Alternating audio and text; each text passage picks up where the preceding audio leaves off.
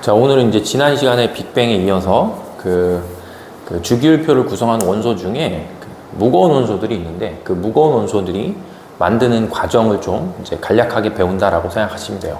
그래서 이제 무거운 원소들이 만들어지는 과정은 별이 탄생하고 그 탄생한 별이 진화하는 이제 그런 과정에서 그 저번 시간에 배웠던 수소, 헬륨을 제외한 무거운 원소들이 이제 탄생을 한다. 이렇게 보면 되는데 이 별의 탄생과 진화 과정을 이해하려면 이제 먼저 해야 될 게 핵융합이라는 개념을 좀 이해를 해야 되고, 그 다음에 두 번째는 중력 추측이라는 개념을 이해해야지만 별이 어떤 식으로 진화가 되냐, 이제 이런 것들이 좀 설명이 돼요.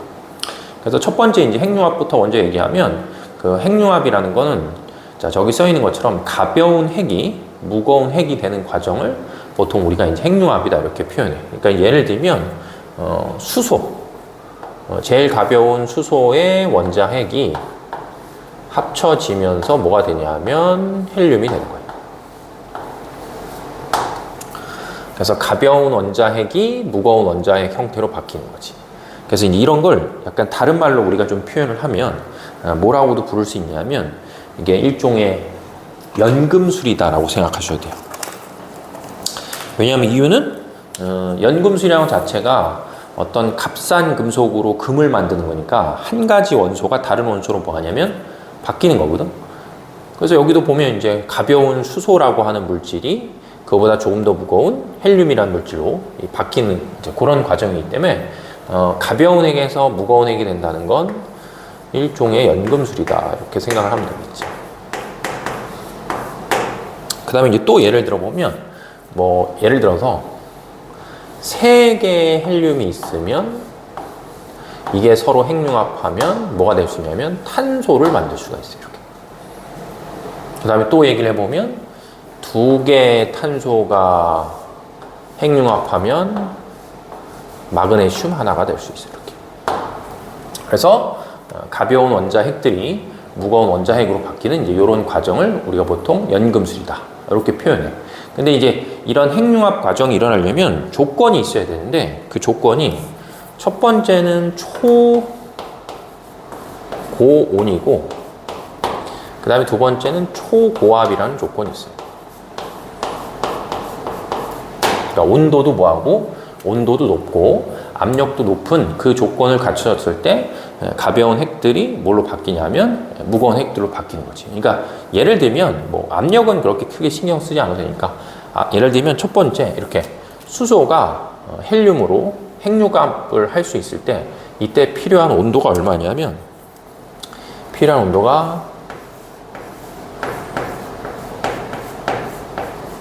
1000만 켈빈이 돼야 되고 그 다음에 헬륨이 탄소로 됐을 때는 1억 켈빈이 돼야 되고 탄소가 마그네슘으로 됐을 땐 8억 켈빈이라는 온도가 필요해. 그러니까 이제 매우 높은 온도의 조건이 있어야지만 가벼운 핵들이 합쳐져서 무거운 핵들이 이제 형성이 된다라고 보면 되겠지. 그래서 우리는 그런 거를 이제 핵융합이다. 그래서 핵융합이 일어나려면 기본적으로 자 이런 조건이 갖춰져야 된다.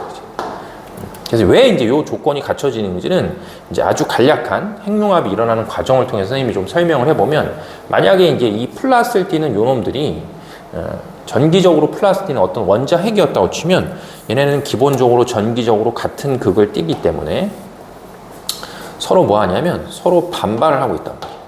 그러니까 반발한다는 건 전기적으로 극이 같으니까 서로 뭐 하냐면 서로 밀어내려고 하는 힘이 존재한다는 얘기지.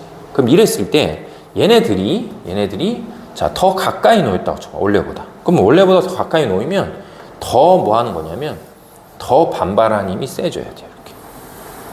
그러니까 이걸 이제 다른 말로 바꾸면 원자 핵들은 둘 다 똑같이 전기적으로 플러스를 띠는 입자이기 때문에 이 두 입자들을 뭐 하는 거냐면 이렇게 가까이에 두기 위해서는 어떤 조건이 필요한데 왜냐하면 얘네들이 서로 뭐 하기 때문에 밀어내기 때문에. 그죠? 그러니까 이제 서로 밀어내는 놈들을 가까이 놓게 할 수 있는 첫 번째 방법 중에 하나가 뭐냐면 아주 큰 압력을 가해서 얘네들을 뭐 하는 거야? 누르면 되겠지. 점점 가까이 다가올 수 있게. 그래서 조금 전에 설명한 것처럼 초고압이다. 이런 표현을 할 수 있고 또 하나는 뭐냐면 이 입자가 이 입자를 밀어내려고 할 때 이 입자의 운동하는 속력이 매우 크면 저 입자가 밀어내는 힘을 이기면서 뭐 하는 거야? 이 입자가 이 입자 사이로 이렇게 뭐 할 수 있다? 다가갈 수 있겠지. 그러니까 그게 다른 말로 바꾸면 뭐 한다? 초고온이면 되겠죠. 그래서 이제 이런 초고온과 이런 초고압의 상태가 뭐가 되면 만들어지게 되면 전기적으로 플러스를 띠는 입자들이 점점 뭐 하는 거야? 가까이 다가올 수 있다. 이렇게 되는 거지. 그래서 얘네들이 매우 가까운 거리로 다가오게 되면 이때 얘네들 사이에서 아주 강한 핵력이라고 하는 힘이 나타나면서 이 두 개의 핵을 뭐 하냐면 두 개의 핵을 이렇게 만약에 묶어준다고 치면 우린 이걸 갖고 뭐라고 보냐면 핵융합이다 이렇게 표현할 수 있겠지. 근데 이제 여기 보면 이제 온도가 점점 우리가 올라가는 걸 이렇게 확인할 수 있거든. 그럼 왜 온도가 점점 올라가냐라고 했을 때 지금 이 왼쪽에 선생님이 표시한 이 가벼운 원자핵들이 무거운 원자핵으로 되는 과정에 예를 들면 수소, 헬륨, 탄소를 비교해보면 만약에 이것들이 수소였다고 치면 얘네는 전기적으로 플러스 1과 플러스 1을 떼는 거고 만약에 요 놈들이 탄소였다고 치면 플러스 6과 플러스 6을 띄는 거야. 그럼 당연히 1끼리 서로 반발하는 힘보다는 6끼리 반발하는 힘이 뭐하기 때문에 더 크기 때문에 그죠? 더 크기 때문에 걔네들을 더 가까이 하기 위해서는 훨씬 더 높은 온도가 필요하다는 얘기지. 그리고 항상 이 강한 핵력이라는 힘이 나타나려고 하면 입자와 입자 사이의 거리가 매우 가까울 때만 나타나기 때문에 반드시 두 원자 핵들이 매우 가까운 위치에 놓여서 강한 핵력이 나타날 때만 이제 핵융합이 진행을 한다. 이렇게 보시면 되겠죠. 그럼 결국 이제 여기서 결론은 뭐냐면 핵융합이라는 게 일어나려고 하면 초고온과 초고압의 상태를 가져야 되는구나 라는 걸 이제 인지한 거지. 그럼 이제 우리가 지금 다음에 설명해야 될 건 뭐냐면 그러면 그런 초고온과 초고압의 상태를 만들 수 있는 방법이 무엇이냐 이거야. 그래서 그 초고온과 초고압의 상태를 만들 수 있는 게 여기 두 번째 써 있는 것처럼 우주에서 중력 수축이다. 자, 이런 개념이 일어나면 돼요. 그래서 요게 가스나 먼지나 티끌이 많이 모여있는 우주의 성운이었다고 해봅시다. 성운. 그냥 가볍게 치면 이제 수소하고 헬륨의 기체가 많이 모여있는 데가 이제 성운이다. 이렇게 생각을 하시면 돼요. 그러면 이제 그런 성운에는 여러 가지 물질이 이렇게 골고루 뭐 하냐면 여러 가지 물질들이 이런 식으로 골고루 퍼져 있었어. 그랬을 때 이제 우연히 예를 들면 이 성운의 요 가운데 부분에서 다른 부분에 비해서 물질이 뭐 하냐면 물질이 좀 빽빽하게 모여 있어서 밀도가 큰 부분이 생기면 그 부분이 다른 부분보다 무엇이 세기 때문에 그렇지 중력이 세기 때문에 물질을 뭐 하는 거야? 물질을 이렇게 빨아들이는 거야. 이렇게. 그래서 우리는 그렇게 해서 물질을 빨아들이는 걸 뭐라고 부르냐면 중력 수축이다 이렇게 표현해요. 그러니까 비유적으로 표현하면 마치 뭐랑 비슷하냐면 우리가 뭐 니네들 어렸을 때 눈사람 같은 거 만들면 처음에 눈을 이렇게 조그맣게 만들어 놓은 다음에 이렇게 굴리면 그 눈에 바닥에 쌓여 있는 눈들이 서로 뭐야? 뭉치면서 이렇게 커다랗게 생긴 눈사람이 만들어지잖아.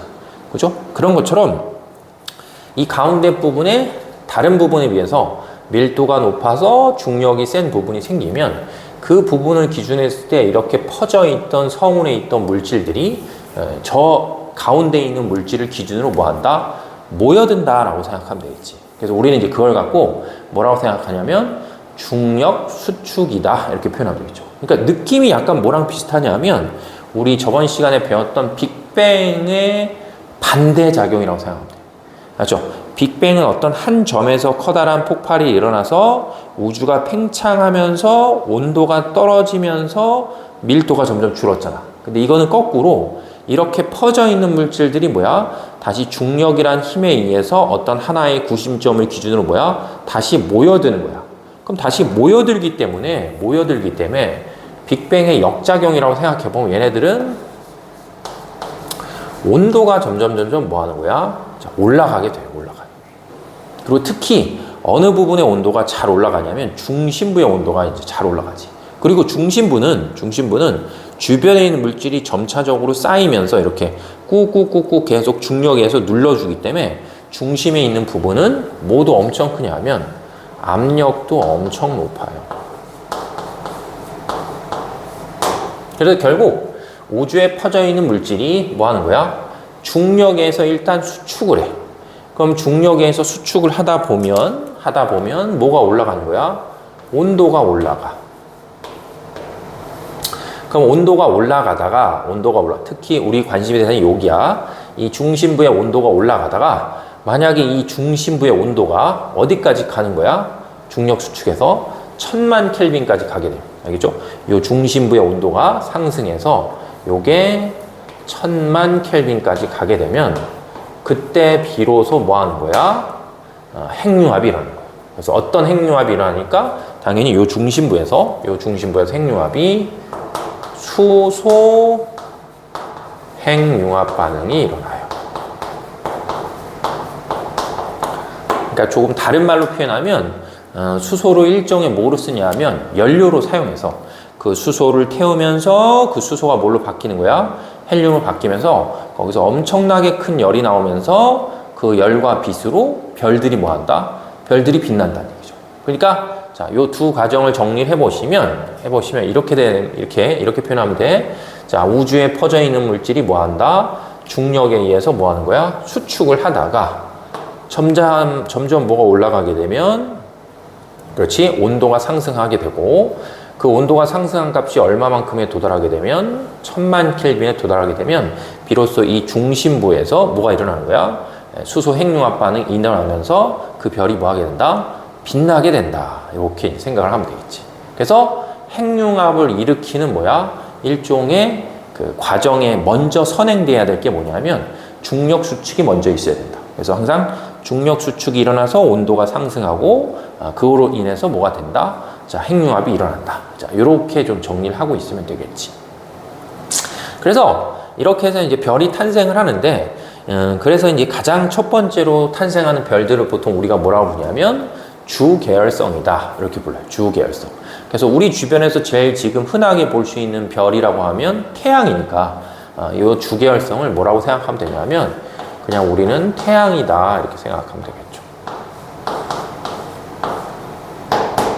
그럼 이제 태양이라는 별이 있는 건데, 일단 태양이라는 별은 첫 번째 기억해야 할 게 뭐냐면 태양이라고 하는 별은 별의 전체 일생을 놓고 봤을 때 별의 전체 일생의 90%가 뭐가 되냐면 주계열성 형태로 보내요. 그러니까 예를 들면 별이 탄생해서 진화한다는 뜻이 뭐냐면 별은 이렇게 해서 탄생을 하고 나면 어떤 일련의 과정을 거쳐 이렇게 그래서 일련의 과정을 거치면서 결국 별은 뭐 하냐면 소멸돼요. 그러니까 사람이 태어나서 죽는 거랑 똑같은 거야. 그래서 소멸된 다음에 그 소멸된 그 별의 재료들이 다시 이 성운이란 물질이 되고 그 성운이 다시 중력에 의해서 수축하다 보면 뭐 하는 거야? 새로운 별을 만드는 거야. 그래서 결국 별은 탄생하고 진화하고 탄생하고 진화하고 소멸하고 이런 과정이 반복이 되는 거지.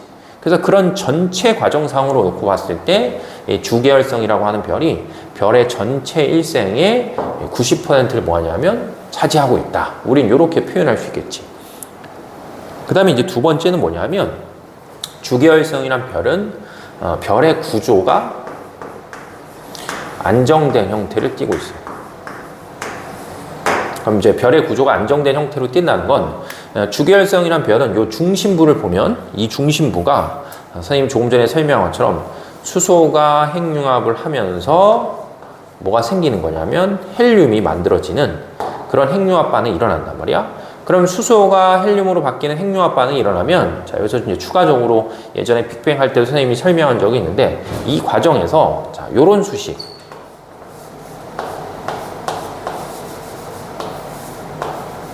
요런 E는 MC 제곱이라는 식에 의해서 핵융합이 일어나는 과정에서 질량이 줄면서 그 질량이 감소하는 만큼이 뭐다? 에너지로 변하면서 별들이 뭐 하는 거야? 빛나는 거야. 그러니까 여기 이제 수소 원자핵 4개가 있는데 만약에 그 수소 원자핵 4개가 무엇으로 바뀌면 헬륨 원자핵으로 바뀌면 그 바뀌는 과정에서 무엇이 주는 거야? 질량이 조금이 줄고 그 질량이 주는 만큼이 에너지가 돼서 뭐 하는 거야? 이 중심부가 일종의 폭발을 하는 거예요. 폭발. 알았지? 에너지 폭발적으로 방출하는 거예요. 그럼 에너지를 폭발적으로 방출하기 때문에 이 중심부가 뭐 하려고 하냐면 중심부가 이렇게 터지려고 하는 거지. 터지려고. 팽창하려고 하는 거야. 그래서 이제 우리는 그걸 뭐라고 부르냐면 그거를 내부 압력이다 이렇게 불러요. 그러니까 별의 내부에서 바깥쪽으로 뻗어나가는 압력이다. 두 글자로 줄이면 그냥 팽창하는 힘이다. 이렇게 팽창이다 라고 표현하면 되겠지. 근데 별은 이것만 있는 게 아니고 조금 전에 선생님이 여기서 얘기한 것처럼 질량을 갖고 있는 물질들끼리 뭐 하는 거야? 서로 이렇게 끌어당기는 힘이 있어. 그러니까 중력에 의해서 뭐 하는 힘이 있어? 수축하려고 하는 힘이 있는 거야. 그럼 당연히 이 이게 별의 중심부였다고 치면 별의 중심부도 무엇에 의해서? 당연히 중력에 의해서 수축하려고 하는 힘이 있겠죠. 이렇게. 수축하려고 하는 힘이 있는 거지. 그죠? 그래서 파란색으로 표시한 게 중력 수축이 되겠죠. 그래서 빨간색으로 표시하는 내부 압력과 파란색으로 표시한 중력 수축의 힘이 뭐하기 때문에 서로 일정의 힘의 평형을 유지하고 있는 거예요. 그렇기 때문에 별의 크기가 커지지도 않고 작아지지도 않고 구조가 뭐야? 구조가 매우 안정하기 때문에 별의 일생의 90%를 뭘로 보내냐면 주계열성 형태로 보낸다. 이렇게 이제 생각을 하면 돼요. 그러면 이제 별이 주계열성 단계에 도달하게 되면 수소를 연료로 쓰기 때문에 시간의 흐름에 따라서 이 수소의 양은 점차적으로 감소하고 그 다음에 이 헬륨의 양은 점차적으로 뭐하냐면 늘어나. 이렇게. 그럼 언젠가가 되면 수소를 뭐 하는 거야? 수소를 모두 다 소진하고 중심부에 뭐만 나냐면 중심부에 헬륨만 남는 순간이 찾아올 거란 말이에요. 그죠? 그러니까 만약에 별을 이렇게 피자 조각처럼 생각을 해보면 자, 별을 요만큼만 뭐 전체 동그라미 그릴 필요는 없으니까 별을 이렇게 피자 조각처럼 생각했을 때 이 별의 중심부에 헬륨만 남고 수소가 뭐하지 않으면 중심부에 수소가 존재하지 않으면 우리는 그때를 뭐라고 그러냐면 주계열성 단계가 끝났다 이렇게 표현한 거예요. 끝나는 시점이 중요한 거야. 맞지? 끝나는 시점이. 자, 다시 해보면 주계열성이라는 별의 단계에서는 우리가 별의 중심을 보면 수소가 헬륨으로 바뀌기 때문에 별의 중심부에는 반드시 수소와 헬륨이 다 있는 거야. 근데 그러다 보면 수소의 양은 감소하고 헬륨의 양은 뭐하기 때문에 증가하기 때문에 시간이 흐르다 보면 수소는 점점 줄고 헬륨은 점점 늘어서 결국 별의 중심에 별의 중심에 헬륨만 남게 되면 우린 그때 주계열성이란 별의 수명이 뭐한다? 끝났다. 이렇게 보는 거지. 그러면 주계열성이란 별의 수명이 끝나고 나면 자, 요걸 한 번만 다시 여기서 그려볼게. 자, 그럼 여기 중심부를 딱 놓고 봤을 때 중심부에 이제 뭐만 있냐면 자, 이렇게 헬륨만 있는 헬륨만. 그럼 중심부에 이제 헬륨만 놓이면 조금 전에 설명한 것처럼 자, 빨간색 화살표로 표시한 내부 압력은 뭐 하는 거야? 사라지면서 뭐만 있는 거다? 중력에 의해서 수축하고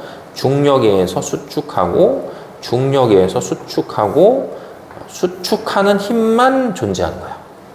그러니까 이제 이게 되는 거지. 그죠? 수소 핵융합 반응을 진행을 하다가 더 이상 수소가 남지 않으면 다시 뭘 시작하는 거야? 다시 중심부가 중력에 의해서 수축을 하게 된다는 얘기지. 그럼 이제 이 중심부가 다시 중력에 의해서 수축을 하게 되면 당연히 뭐가 올라가겠어? 그렇지. 온도가 올라간단 말이야. 그럼 온도가 올라가면 이 원래 있던 별의 중심 뺀 나머지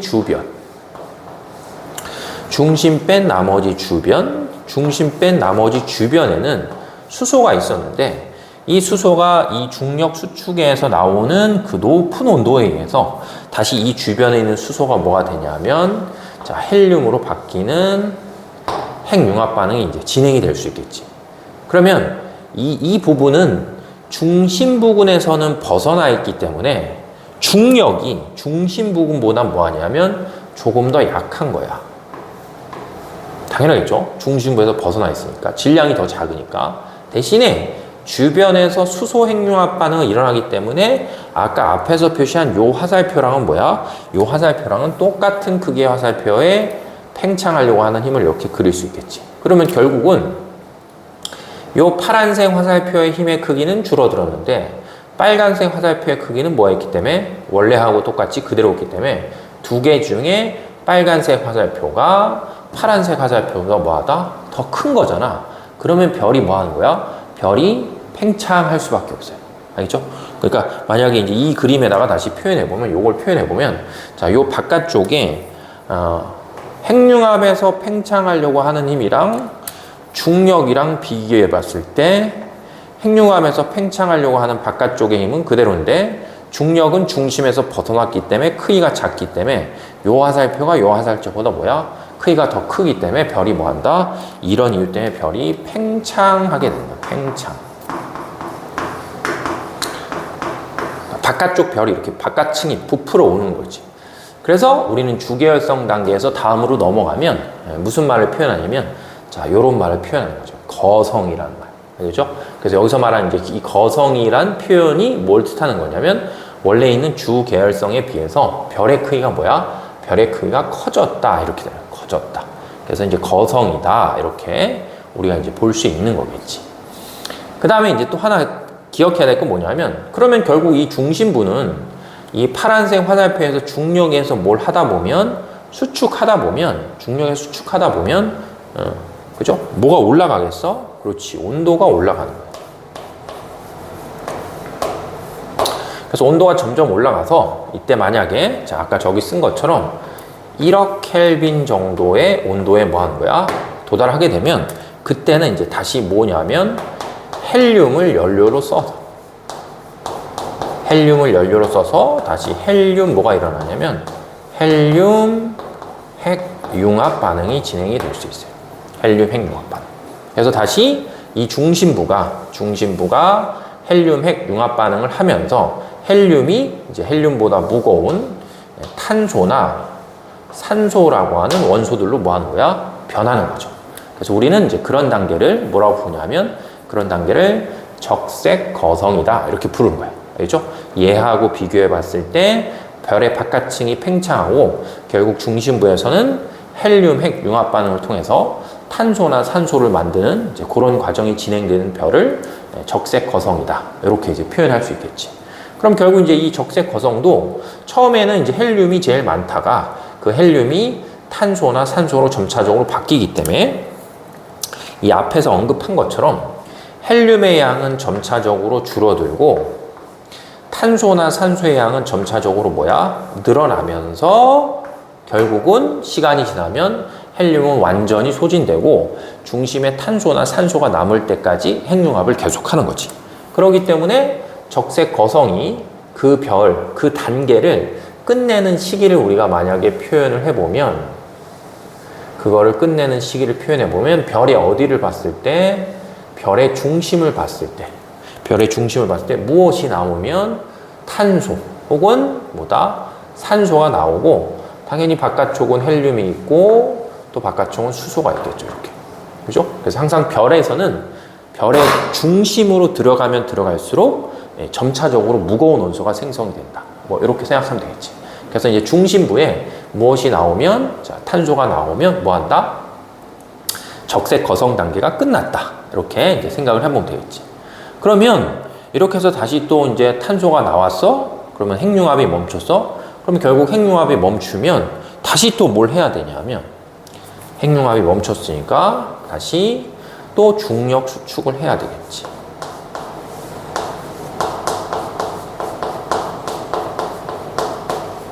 그렇죠? 핵융합이 멈췄으니까 다시 중력 수축하고 중력 수축해서 온도가 뭐 하는 거야? 온도가 상승하는 그런 과정이 또 반복이 돼야 되겠지. 근데 지금 여기를 보시면 선생님이 이렇게 라인을 이렇게 위쪽 라인, 아래쪽 라인 이렇게 두 개를 그려놨는데 이 차이가 발생하는 건 뭐냐면 이 주계열성이란 별은 우리가 태양이라고 생각해 보면 되는데 얘가 이제 위쪽으로 이렇게 진화되는 과정은 태양하고 질량이 비슷한 별의 진화 단계다라고 생각하면 되고 아래쪽 라인으로 가는 건 태양하고 비교해 봤을 때 질량이 최소 10배 이상, 질량이 최소 10배 이상 큰 별이 지나가는 경로란 말이에요. 그래서 태양하고 질량이 비슷한 별이라는 그 의미는 태양의 질량 조건으로 봤을 때 중력에 의해서 수축할 수 있는 값이 정해져 있다, 이런 뜻이에요. 그래서 적색 거성은 중심부에 탄소가 나오면 중력에 의해서 뭘 하는 거야? 중력에 의해서 수축을 하는 건데, 그 중력에 의해서 수축하는 그 힘이 탄소를 핵융합을 시켜서 마그네슘을 만들어지는 8억 켈빈만큼의 온도를 뭐한다? 만들진 못해요. 그러니까 결국은 중력 수축하다가 핵융합을 해야 되는데, 중력 수축하다 더 이상 핵융합을 하지 못하면 별이 점차적으로 식어서 뭐 하는 거야? 사라지고, 주변은 중력에서 수축하는 그때의 에너지를 이용해서 물질이 뭐야? 사방으로 퍼져나가는 거겠지. 그래서 결국 별의 마지막 최종 단계를 보시면 중심부는 중력에서 수축하다 핵융합 못하니까 점차적으로 식어서 백색 외성이라고 하는 별이 돼서 사라지는 거고, 주변부는 물질이 뭐 하는 거야? 물질이 행성상 성운이다. 그래서 이제 퍼져나가서 다른 별을 만드는 뭘로 쓰인다? 다른 별을 만드는 재료로 쓰이면서 수명이 뭐 한다? 끝난다. 그러니까 사람도 똑같은 거야. 누군가가 태어나서 자라서 땅에 묻히면 그 땅에 묻힌 사람이 다시 또 다른 생명체를 만드는 재료로 뭐 한다? 쓰일 수 있다. 이제 이렇게 되는 거죠. 그래서 이제 이렇게 되면 벌써 우리가 이제 주기율표를 봤을 때 빅뱅 이후에 수소, 헬륨 말고도 뭐 탄소나, 그치? 이런 원소들 혹은 산소, 이런 원소들이 별에서 뭐 한다? 별에서 만들어지는구나. 이런 느낌을 가지면 되겠지. 그러니까 이제 우리 몸에는 막 탄소도 있고 산소도 있고 이런 물질들이 있기 때문에 결국 우리를 만드는 재료들은 다 어디서 왔다라고 생각하면 되냐면 별에서 만들어졌구나. 이렇게 이제 좀 생각을 하면 되겠지.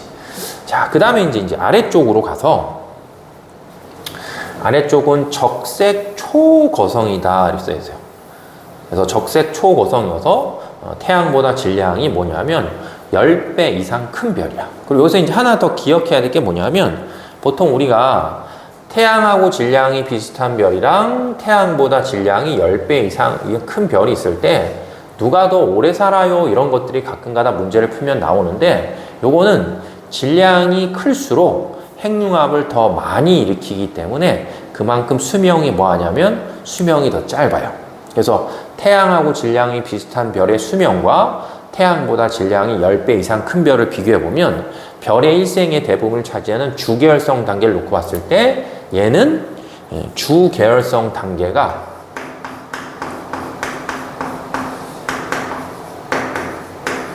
짧다라고 생각하면 되겠고, 상대적으로 얘는 얘에 비해서 주계열성 단계가 더 길다. 이렇게 이제 정리를 좀 하면 되겠지. 그래서 이제 이 적색 초고성이라고 하는 요 별이 이제 생기는데, 적색 초고성은 조금 전에 설명한 거에 비해서 질량이 훨씬 더 크기 때문에 이 두 별의 결정적인 차이는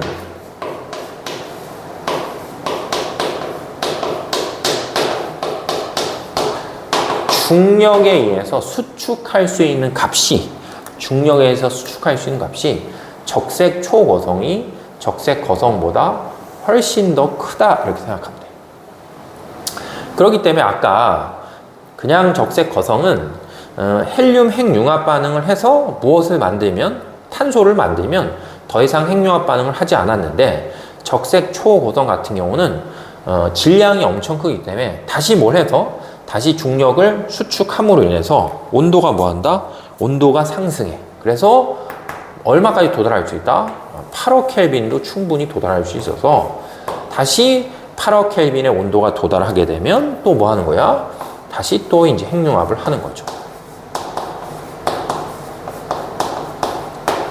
그래서 이제 적색 거성과 적색 초거성을 놓고 봤을 때, 적색 초거성은 적색 거성하고는 다르게 중력 수축 핵융합, 중력 수축 핵융합, 중력 수축 핵융합, 이런 과정을 뭐야? 계속 반복하면서 점점 더 무거운 원소를 뭐한다? 만들어 나간다. 이렇게 보시면 돼요. 그래서 결국 적색 초거성을 놓고 봤을 때, 자, 적색 초거성을 놓고 봤을 때 적색 초거성의 별의 중심, 알았지? 별의 요 중심에 철이 딱 생성이 되면, 중심부에, 알았지? 적색 거성이 아니야. 적색 초거성 별의 중심에 철이라고 하는 원자핵이 딱 생성이 되면 그게 적색 초거성의 마지막 단계예요. 알았죠? 그래서 마지막 단계여서 왜 마지막 단계라고 우리가 표현하냐면 철은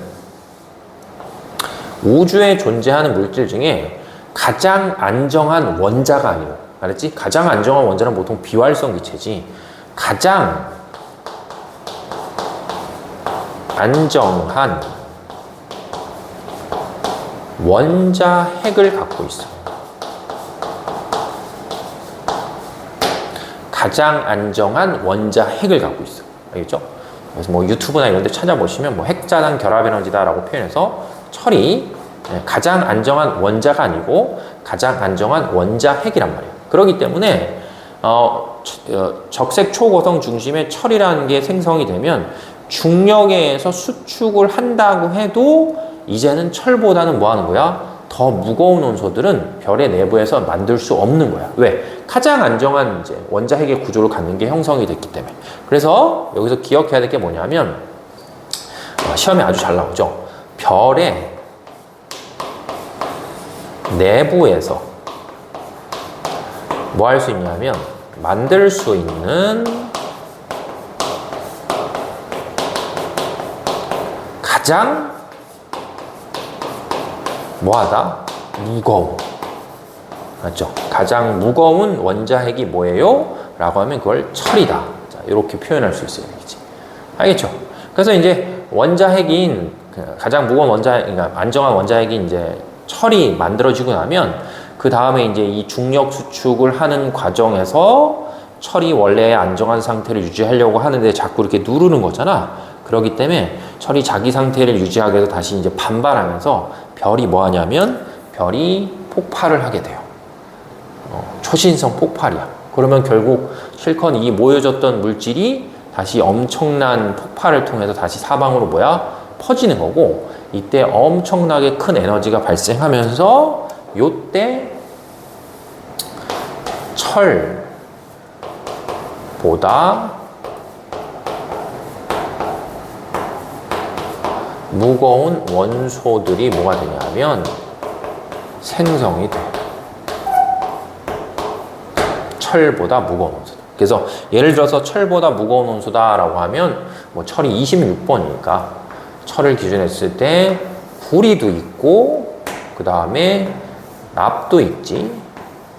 그 다음에 뭐 우라늄도 있고 그 다음에 금도 있죠. 이렇게. 그렇죠? 뭐 시험에 나올 수 있는 게. 그래서 이렇게 초신성이 폭발하면서 철보다 무거운 원소인 구리나 납이나 우라늄이나 금 이런 것들이 뭐야? 생성이 되는 거지. 그러면 이런 것들이 다 어디에 있어? 지구에 있단 말이야. 그러니까 결국 지구는 초신성이 폭파한 잔해물들이 모여서 뭐 하는 거야? 지구가 생성이 됐다. 이렇게 해도 큰 문제가 없겠죠. 그러고 나서 이제 그 폭발하고 남아서 일부 남은 것들이 뭐 블랙홀이나 뭐가 될 수 있냐면 중성자 별이 될 수 있구나 라고 이제 표현할 수 있겠죠. 자, 그래서 이제 오늘 지금 이제 별의 탄생하고 진화하는 과정을 한번 쭉 설명을 했는데 지금 딱 한 군데가 빠져 있는 데가 어디냐면 요 앞에. 알았죠? 요 앞에. 요 앞에 이제 뭐가 있냐면 요 앞에 자, 요게 있어요. 원시별이다 라고 해서 이제 별의 전 단계인데 이거는 이제 이렇게 중력에 의해서 점차 뭐 하다가 중력에서 이렇게 점차 수축하다가 어느 시기에 중력에서 수축하다 보면 이게 점점 뜨거워지는 거잖아. 그럼 뜨거워지게 되면 우리 눈에 인지할 수 있는 빛인 가시광선의 빛을 뭐야? 가시광선의 빛을, 그치? 온도가 올라가다 보면 우리 눈에 인지할 수 있는 가시광선의 빛을 이렇게 쏘거든? 그럼 이제 지구에서 봤을 때 그 별을 볼 수 있겠죠. 그치? 그래서 그런 걸 뭐라고 보냐면 그런 걸 우리가 주계열성 전 단계다라고 표현해서 원시별인데 원시별에서 하나 주의해야 될 게 우리가 지금 오늘 배웠던 이렇게 성이 붙어 있는 게 있어요. 이렇게 성, 이렇게 무슨 성, 무슨 섬 이렇게 붙어 있는 애들은 대부분 이제 핵융합 반응을 통해서 뭐 하는 거야? 에너지를 생성하는데 원시별은 아직 핵융합 반응하기 전이기 때문에 원시별이 빛나는 이유는 중력에 의해서 수축하다가 온도가 올라가서 빛나는 거다. 자, 이렇게 이제 좀 구분하시면 되겠죠.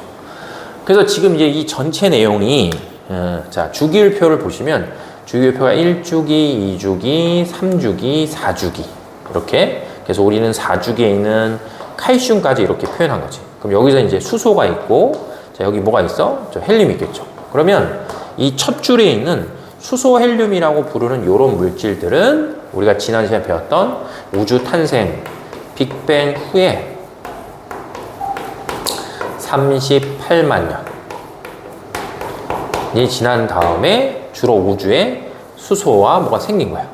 헬륨이 생긴 거고, 그러면 그때 생겼던 그 수소하고 헬륨을 뭘 이용해서 핵융합을 일으키는 재료를 이용해서 그 다음에 주기율표에 있는 뭐다? 그 다음에 주기율표에 있는 이 무거운 원소들이 별이 뭐 하면서 별이